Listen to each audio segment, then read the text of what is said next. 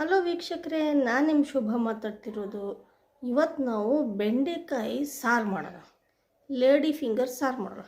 ಇದು ತುಂಬ ಸಖತ್ತಾಗಿರುತ್ತೆ, ಮಸ್ತಾಗಿರುತ್ತೆ. ಟೈಮ್ ಪಾಸಿಗೆ ನೀವು ಬರೀ ಬೇಳೆ ಸಾರು ಮಾಡೋದಕ್ಕಿಂತಲೂ ಇಂಥ ಸಾಂಬಾರುಗಳನ್ನು ಮಾಡಿದ್ರೂ ಕೂಡ ಟೇಸ್ಟ್ ಅನಿಸುತ್ತೆ. ಓಕೆ, ಹಾಗಾದರೆ ಟ್ರೈ ಮಾಡೋಣ. ನೋಡೋಣ ಬನ್ನಿ. ಹಲೋ ವೀಕ್ಷಕರೇ, ನೋಡಿ ನಾವಿವತ್ತು ಬೆಂಡೆಕಾಯಿ ಸಾಂಬಾರು ಮಾಡುವ. ಈ ಬೆಂಡೆಕಾಯಿ ಸಾಂಬಾರು ಮಾಡಲಿಕ್ಕೆ ಅಥವಾ ಸಾರು ಮಾಡಲಿಕ್ಕೆ ಏನು ಬೇಕು? ಬೆಂಡೆಕಾಯಿ ಬೇಕು. ಬೆಂಡೆಕಾಯನ್ನು ನಾವು ಹುರ್ಕೊಳ್ಳೋಣ. ಇದಕ್ಕೆ ನಾವು ಏನು ಹಾಕಬೇಕು? ಸ್ವಲ್ಪ ನಾವು ಎಣ್ಣೆ ಹಾಕೋಣ. ಸ್ವಲ್ಪ ಎಣ್ಣೆ ಹಾಕೋಣ.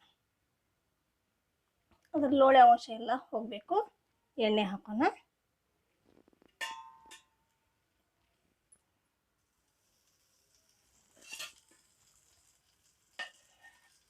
ಹೌದಾ? ಎಣ್ಣೆ ಹಾಕೋಣ.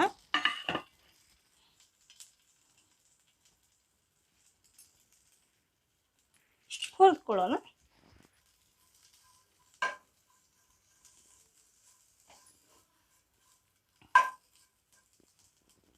ಫ್ರೈ ಆಗಬೇಕು.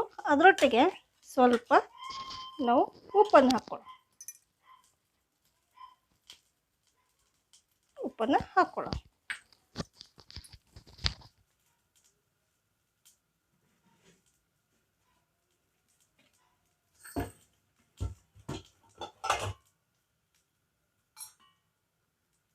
ಹಾಗೆ ಅರಿಶಿನ ಪುಡಿಯನ್ನು ಸಹಿತ ನಾವು ಸ್ವಲ್ಪ ಹಾಕ್ಕೊಳ್ಳೋಣ.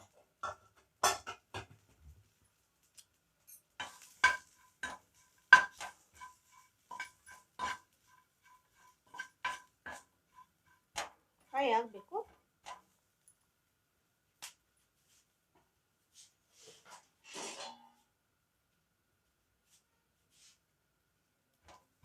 ಅದನ್ನು ಒಂದು ತಟ್ಟೆಯಲ್ಲಿ ನಾವು ತೆಗೆದುಕೊಳ್ಳೋಣ.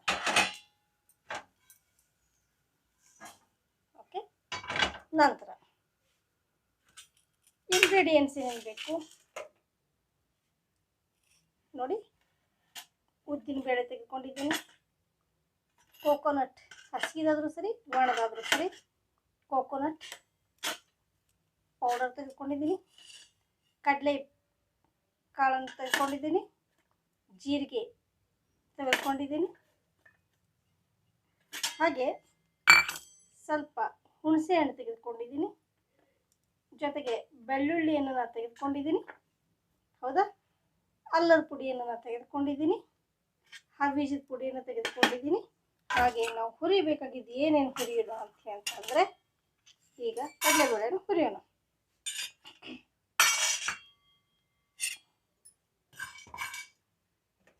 ಕಡಲೆಬೇಳೆಗೆ ಎಣ್ಣೆಯನ್ನು ಹಾಕ್ಕೋಬೇಕು. ಸ್ವಲ್ಪ ಫ್ರೈ ಕೆಂಪಾದ ನಂತರ ಹಾಕ್ಕೊಳ್ಳೋಣ. ಜಲ್ದಿ ಫ್ರೈ ಆಗ್ತವೆ.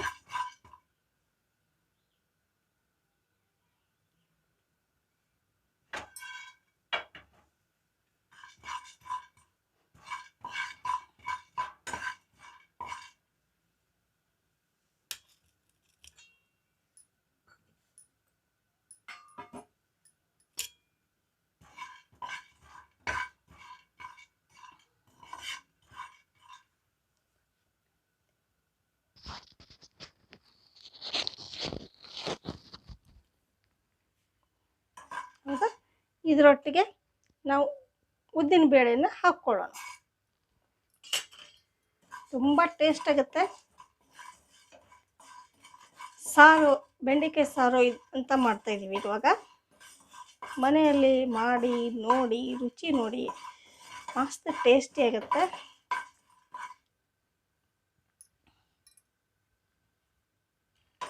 ಇದಕ್ಕೆ ಒಂದೆರಡು ನಾವು ಕರಿಬೇವನ್ನು ಹಾಕ್ಕೊಳ್ಳೋಣ.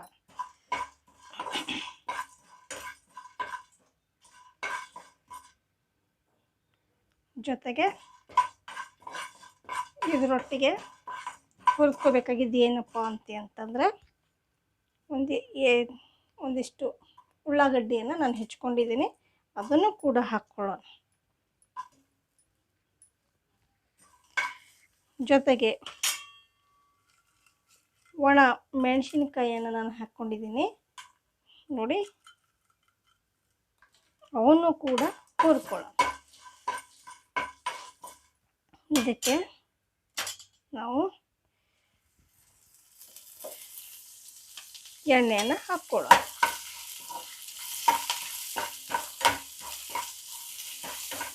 ಹೌದಾ, ಇವಾಗ ತೆಗಿಯೋಣ.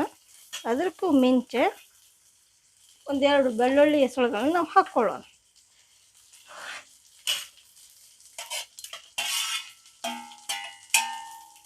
ನೋಡಿ, ಇವೆಲ್ಲ ಆರಿದ ನಂತರ ನಾವು ಮಿಕ್ಸಿಗೆ ಹಾಕ್ಕೊಳ್ಳೋಣ. ಹೌದಾ, ಆಯ್ತು.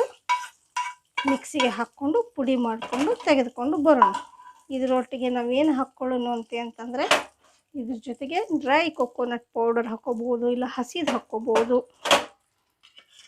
ನಂತರ ಹವೀಜದ ಪುಡಿಯನ್ನು ನಾವು ಹಾಕ್ಕೊಳ್ಳೋಣ. ಆರಿದ ನಂತರ ಇದಕ್ಕೇನು ಮಾಡಬೇಕು, ಆರಿದ ನಂತರ ನಾವು ಮಿಕ್ಸಿಯಲ್ಲಿ ತಿರುಗೋಣ. ಓಕೆ, ಹಾಗೆ ಹುಣಸೆ ಹಣ್ಣನ್ನು ನಾವು ಇದಕ್ಕೆ ಹಾಕ್ಕೊಳ್ಳೋಣ. ಬೆಳ್ಳುಳ್ಳಿ ಹಾಕ್ಕೊಳ್ಳೋಣ. ಅಲ್ಲ ಹಸಿ ಎಲ್ಲ ಇದ್ರೂ ಸರಿ, ಒಣಗಿದ ಪುಡಿ ಮಾಡಿದ್ದಿದ್ರೂ ಸರಿ ಹಾಕ್ಕೊಳ್ಳೋಣ. ಆರಿದ ನಂತರ ಇದನ್ನು ನಾವು ಮಿಕ್ಸಿಯಲ್ಲಿ ಹಾಕ್ಕೊಂಡು ಮುಂದಿನ ಪ್ರೊಸೆಸ್ ಏನು ನೋಡೋಣ. ಸರಿ, ಓಕೆ. ನೋಡಿ, ಈಗ ನಾವು ಗ್ಯಾಸ್ ಆನ್ ಮಾಡ್ಕೊಂಡಿದ್ದೀವಿ. ಎಣ್ಣೆಯನ್ನು ಹಾಕ್ತಾಯಿದ್ದೀವಿ. ಪೇಸ್ಟ್ ಅಂತೂ ನಾವು ಮಾಡ್ಕೊಂಬಂದಿದ್ದೀವಿ. ಕಡಲೆಬೇಳೆ, ಉದ್ದಿನಬೇಳೆ ಮತ್ತು ಕೊಬ್ಬರಿ, ಒಣ ಕೊಬ್ಬರಿ ಅಥವಾ ಹಸಿ ಕೊಬ್ಬರಿ, ಮೆಣಸಿನ್ಕಾಯಿ, ಹೌದಾ, ಇವನ್ನೆಲ್ಲ ತೆಗೆದುಕೊಂಡು ಬಂದಿದ್ದೀವಿ, ನಾವು ಹಾಕ್ಕೊಂಡಿದ್ದೀವಿ. ಹೌದಾ, ಮಿಕ್ಸಿಯಲ್ಲಿ ಹಾಕ್ಕೊಂಡಿದ್ದೀನಿ ಇಂಗ್ರೀಡಿಯೆಂಟ್. ಜೀರಿಗೆ ಮಾತ್ರ ಮರಿಬಾರ್ದು, ಇಂಗು ಮರಿಬಾರ್ದು. ಈಗ ನಾವು ಹಾಕ್ಕೊಂಡಿದ್ದೀವಿ. ಇದಕ್ಕೆ ಸ್ವಲ್ಪ ಒಗ್ಗರಣೆ ಡಬ್ಬ ತಗೊಳ್ಕೊಳ್ಳೋಣ.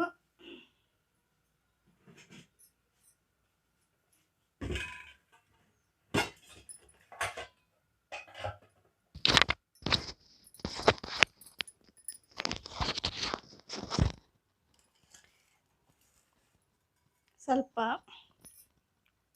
ಜೀರಿಗೆ ಪುಡಿಯನ್ನು ಹಾಕಿದ್ದೀವಿ. ಕರಿಬೇವು ಹಾಕಿದ್ದೀವಿ. ಜೊತೆಗೆ ಮೆಣಸಿನ್ಕಾಯಿನೂ ಹಾಕಿದ್ದೀವಿ.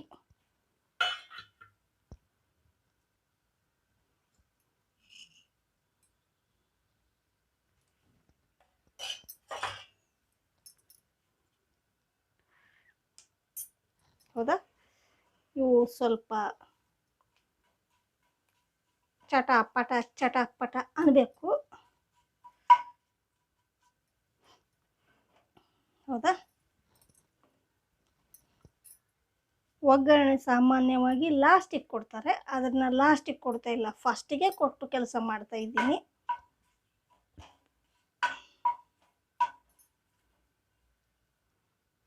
ಇದರೊಟ್ಟಿಗೆ ನಾವು ಏನು ಹಾಕ್ಕೊಳ್ಳೋಣ, ಈರುಳ್ಳಿಯನ್ನು ಹಾಕ್ಕೊಳ್ಳೋಣ. ಹೌದಾ, ಈರುಳ್ಳಿಯನ್ನು ಹಾಕ್ಕೊಳ್ಳೋಣ. ಮತ್ತು ಸ್ವಲ್ಪ ಅರಿಶಿನ ಪುಡಿ ಹಾಕ್ಕೊಳ್ಳೋಣ. ಸ್ವಲ್ಪ ಒಣ ಖಾರದ ಪುಡಿಯನ್ನು ಹಾಕ್ಕೊಳ್ಳಿ, ಒಂದು ಸಣ್ಣ ಚಮಚ. ಯಾಕಂದರೆ ಆಲ್ರೆಡಿ ಇದರಲ್ಲಿ ಇದ್ದೇ ಇರುತ್ತೆ. ಸೊ ಒಣ ಮೆಣಸಿನ್ಕಾಯಿ ಇರ್ತೈತಲ್ಲ, ಅಷ್ಟೇ ಸಾಕು. ಹುಳಿ ಮತ್ತು ಹಿಂಡು ಬರೋದು. ಹುಣಸೆ ಹಣ್ಣು ನಾನು ತೆಗೆದುಕೊಂಡು ಬಿಟ್ಟಿದ್ದೀನಿ. ಈಗ ನಾನು ಏನು ಪೇಸ್ಟ್ ಮಾಡ್ಕೊಂಡಿದ್ದೇನಲ್ಲ, ಅದನ್ನು ಇದರೊಟ್ಟಿಗೆ ಹಾಕ್ತೀನಿ. ನೋಡಿ, ಹೌದಾ, ಎಲ್ಲ ಪೇಸ್ಟನ್ನು ಇದರಲ್ಲಿ ಹಾಕ್ತಾಯಿದ್ದೀನಿ. ಈಗೇನು ಮಿಕ್ಸಿ ಮಾಡ್ಕೊಂಡು ಬಂದಿದ್ದಿಲ್ಲ, ಸಣ್ಣಗೆ ಪೌಡರ್ಡ್ ಅಥವಾ ಚಟ್ನಿ ಟೈಪ್ ಮಾಡ್ಕೊಂಡು ಬಂದಿಲ್ಲ, ಇದರಲ್ಲಿ ನಾನು ಹಾಕಿ ಕಲಿಸ್ಕೊತಾ ಇದ್ದೀನಿ.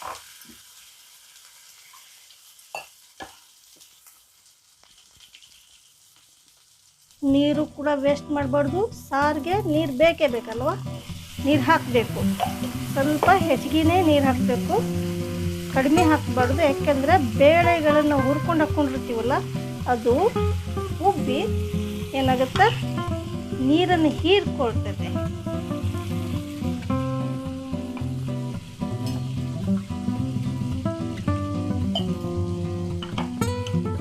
ಹೌದಾ?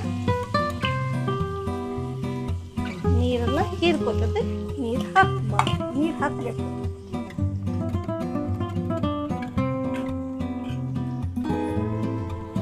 ಜೊತೆಗೆ ನಾವು ಲಕ್ಷ್ಮೀ ಹಿಂಗನ್ನು ತೆಗೆದುಕೊಂಡಿದ್ದೀನಿ. ಹೌದಾ? ಈ ಲಕ್ಷ್ಮೀ ಹಿಂಗ್ ಸ್ವಲ್ಪ ಒಂದು ತಟ್ಟೆಗೆ ಹಾಕಬೇಕು. ಹೌದಾ? ತಟ್ಟೆಗೆ ಹಾಕಬೇಕು ಲಕ್ಷ್ಮೀ ಹಿಂಗನ್ನು. ರುಚಿಗೆ ತಕ್ಕಷ್ಟು ಉಪ್ಪು, ರುಚಿಗೆ ತಕ್ಕಷ್ಟು ಕಡಿಮೆನೇ ಉಪ್ಪು ಇರಬೇಕು, ಹೆಚ್ಚಿಗೆ ಇರಬಾರ್ದು. ಮುಂಚೆನೇ ನಾನು ಹಾಕಿ ಹುರ್ಕೊಂಡಿದ್ದೀನಿ, ಅದಕ್ಕೆ ಸ್ವಲ್ಪ ಹಾಕ್ತಾ ಇದ್ದೀನಿ. ಮತ್ತು ಇದಕ್ಕೆ ಎಕ್ಸ್ಟ್ರಾ ಇಂಗ್ರೀಡಿಯೆಂಟ್ಸ್ ಏನು ಬೇಡ. ನೀವು ಹಸಿ ಖಾರ ಆದರೂ ಹಾಕ್ಕೊಡ್ರಿ, ಬಣಕ್ಕಾದರೂ ಅದು ಹಾಕ್ಕೊಡ್ರಿ. ಒಟ್ಟಿಗೆ ಇದು ಗಟ್ಟಿ ಆಗಿರಬಾರ್ದು, ನೀರಾಗಿರ್ಬೇಕು. ನಾವೇನು ಮಾಡ್ತಾಯಿದ್ದೀವಿ ಇವಾಗ, ಸಾರು ಮಾಡ್ತಾಯಿದ್ದೀವಿ. ಹೌದಾ? ಸಾರು ಹೆಂಗಿರಬೇಕು ಅಥವಾ ಸಾಂಬಾರು ಹೆಂಗಿರಬೇಕು, ನೀರಾಗಿರಬೇಕು.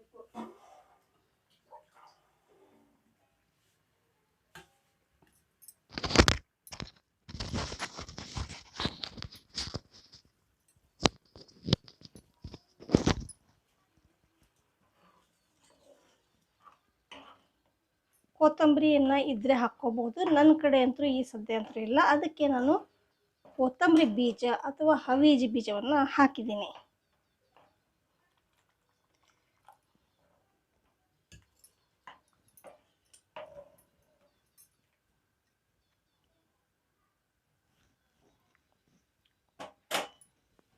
ಉಪ್ಪು ಕಡಿಮೆಯಾಗಿದೆ, ಸ್ವಲ್ಪ ರುಚಿನೂ ನೋಡಬೇಕು. ನೋಡ್ಕೊಂಡು ಸ್ವಲ್ಪ ಹಾಕಬೇಕು, ಭಾಳ ಹಾಕಬಾರ್ದು. ಮತ್ತು ನಂತರ ಮತ್ತೆ ರುಚಿ ನೋಡ್ಕೊಂಡು ಮತ್ತೆ ಹಾಕ್ಬೋದು. ಹೌದಾ? ಇಷ್ಟು ತೆಳುವಾಗಿ ಕುದಿಬೇಕು.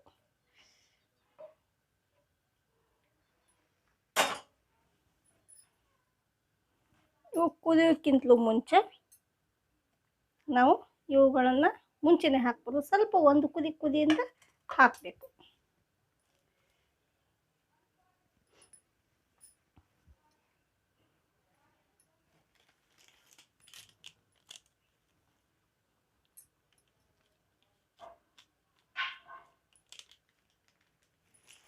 ಒಂದು ಈಟ್ ನಾನು ಗರಂ ಮಸಾಲೆ ಪುಡಿಯನ್ನು ತೆಗೆದುಕೊಂಡಿದ್ದೀನಿ ಅಥವಾ ಸಾಂಬಾರು ಪುಡಿಯನ್ನು ತೆಗೆದುಕೊಂಡಿದ್ದೀನಿ.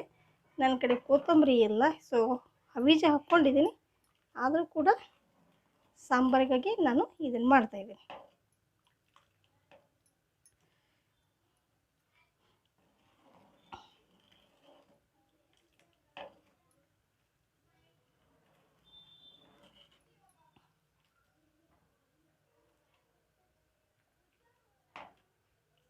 ಹೌದಾ?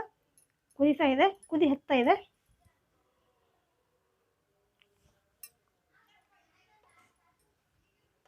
ನೋಡಿ ಕುದೀತಾ ಇದೆ. ಇವಾಗ ನಾವೇನು ಹಾಕ್ಕೊಳ್ಳೋಣ, ಬೆಂಡೆಕಾಯಿಯನ್ನು ಹಾಕ್ಕೊಳ್ಳೋಣ, ಲೇಡಿ ಫಿಂಗರ್ನ ಹಾಕ್ಕೊಳ್ಳೋಣ.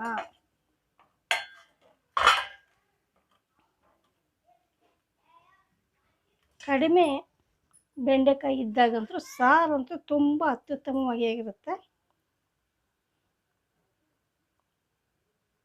ನೋಡಿ ಕುದಿ ಹತ್ತಿದೆ. ಹೌದಾ? ಇನ್ನೂ ಸ್ವಲ್ಪ ಕುದಿಬೇಕು.